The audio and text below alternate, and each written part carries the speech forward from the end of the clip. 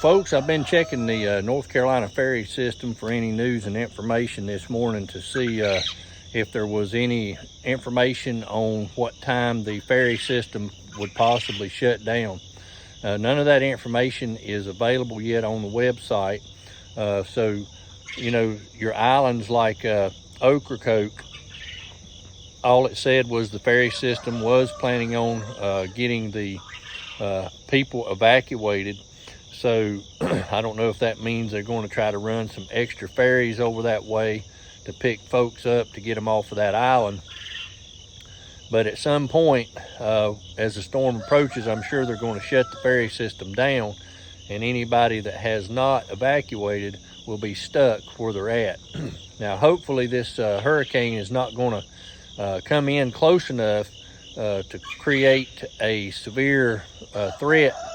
But it's still going to be a lot of wind and a lot of rain. The storm is very, very wide. It did peak up at about a Category 5, and then it dropped to a 4. It's expected to be a 3 by the time it gets parallel to North Carolina coast. So they're still saying 120 mile an hour winds right now. So folks, if you hadn't evacuated and you're a little leery about it, you might want to get out. You get a gut feeling you might want to get out. Better to get out and be safe than stuck there and be sorry. So just want to let you folks know that. I checked all the ferries from Ocracoke to Hatteras, the Swan Quarter ferries, Swiatocho ferries, all of that. No information yet on any timeline on possibly shutting down.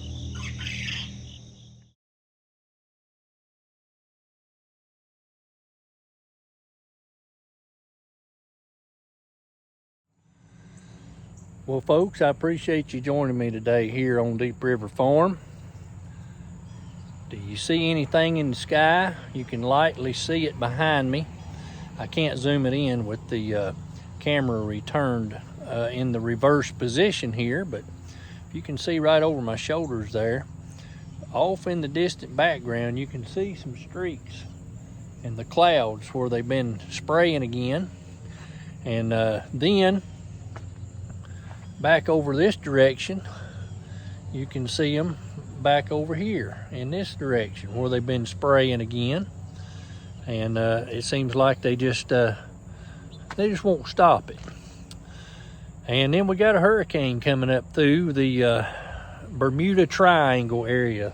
Let's just call it what it is, the graveyard of the Atlantic. And this is typically where the storms pick up a lot of steam through that area, picking up the heat off of the Gulf Stream waters. They usually intensify through that area, down from the Lesser Antilles up through and behind the Bahamas, where that Gulf Stream goes.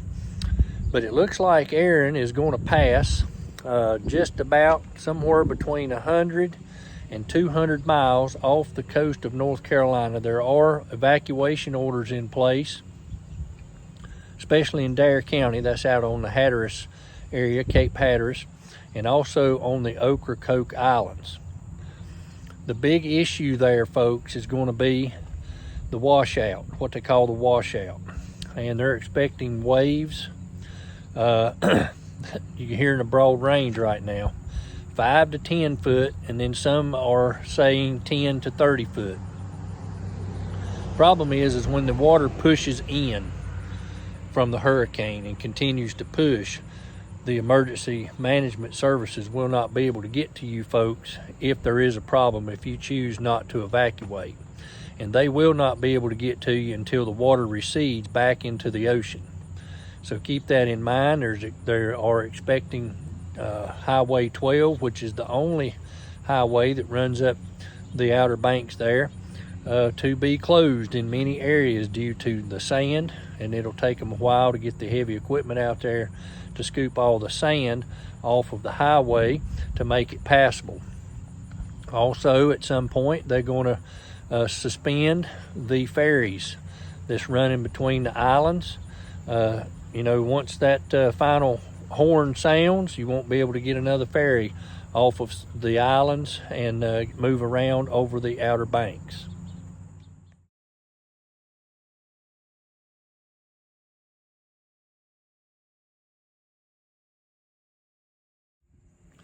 Cruise lines have suspended the areas out there of any service whatsoever due to the waves that are going to be generated near the eye of the storm. They've already canceled all the trips. They've already pulled the ships back. Some wave heights are expected to be 110 feet near the eye of the hurricane. Of course, they won't be that big by the time they reach the East Coast, but they are going to be a lot bigger from in the North Carolina area, from the southern Outer Banks north, and then this storm is going to affect from Florida all the way to Nova Scotia, Canada, with rip currents and everything. So if you're planning on going to the beach in the next few days, make sure you look at the flags. If they're red, you better stay out of the water, because that rip current will take you out and you'll drown. So just keep an eye on the flags if you do go to a beach that has lifeguards. If you don't go to a beach that has lifeguards, I would advise you to locate the nearest beach and find out what their recommendations are for entering the water. Tropical storm warnings will be issued for the people of North Carolina with winds somewhere around topping out at about 60. Along the Outer Banks, they're looking at possible gust into the hurricane strength wind areas of 70-75 miles an hour.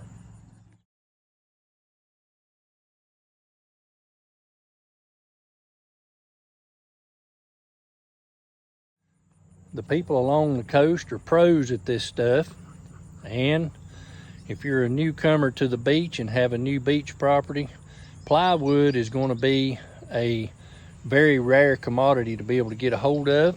So I advise you, if you live inland, to search out locations that have plywood and things well before you get to the beach area, because they will be out more than likely and you won't be able to get any.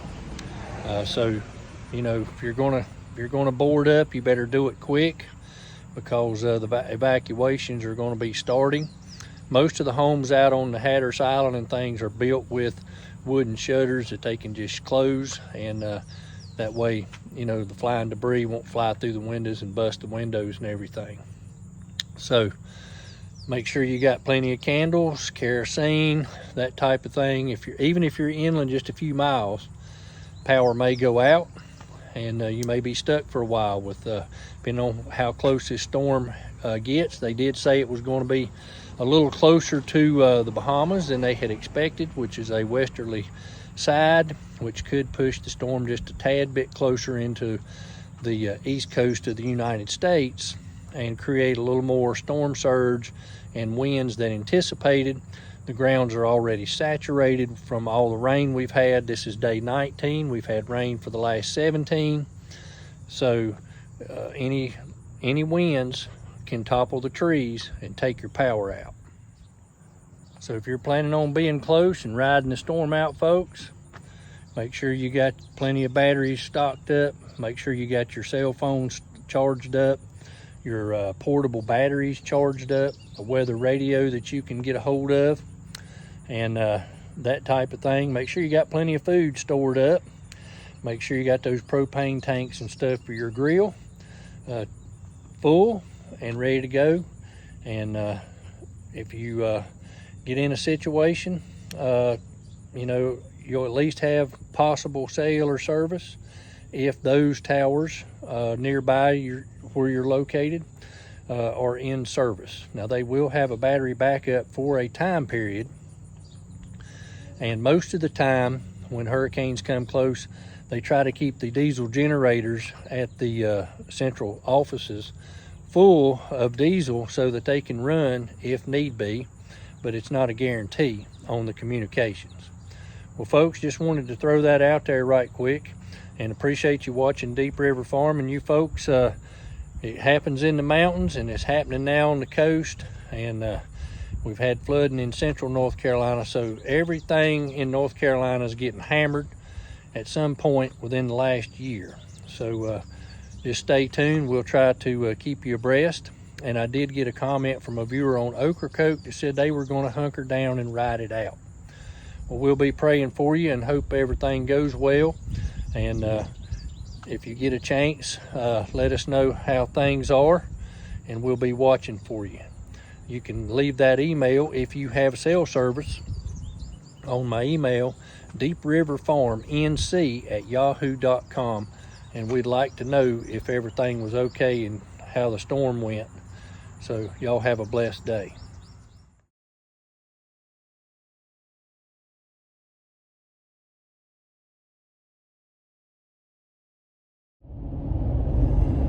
So folks, if you are on the Outer Banks as a resident or a visitor, you can go to the North Carolina Ferry schedule, and you can set up alerts via email or by text to get the latest alerts for that area on the ferry schedule and the system and the plans that they have for the hurricane. I just got the notification from Swan Quarter, that's Hyde County, advising people that visitors must be evacuated mandatory off of Ocracoke by Sunday 8 p.m. and all residents by Monday morning 6 a.m. ahead of Hurricane Aaron. So that was the latest thing that has come across out of Swan Quarter on the ferry system.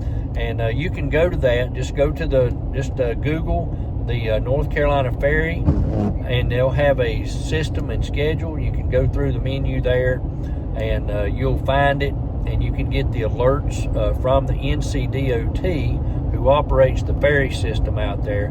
Now, there is a private ferry that runs to Portsmouth Island, although the state of North Carolina handles all of the island functions. It is a private individual that owns the ferry system to Portsmouth. So I'm assuming that they have moved everyone off of Portsmouth Island and over to the mainland or the other parts of the Outer Banks to get those folks that may have been on Portsmouth out of that area. So only thing I can tell you folks is I hope everybody's going to leave the area, but you know, some of them said they was going to hunker down, and if you hunker down, I hope you got plenty of kerosene and stuff. Maybe a few days before they can get back out there to you to clear the sand and everything else and resume services and things to that area. I appreciate you watching today. Some of this video was filmed on Monday evening and Tuesday morning. Prior to this, was trying to get more and more information before we release this tonight at our 8 p.m. Normal scheduled video. Thanks a lot for watching. Hope everybody has a blessed day. So folks, ferries will run published schedules to Cedar Island, Swan Quarter, and Hatteras until evacuation is complete. Tolls are waived at this time. Priority boarding is suspended. Ferries traveling to Ocracoke Island are limited to residents, homeowners, and vendors with re-entry stickers. In addition, the Ocracoke Express has suspended service until further notice. For real-time travel information, please check the NCDOT's drivenc.gov and the agency's social media accounts.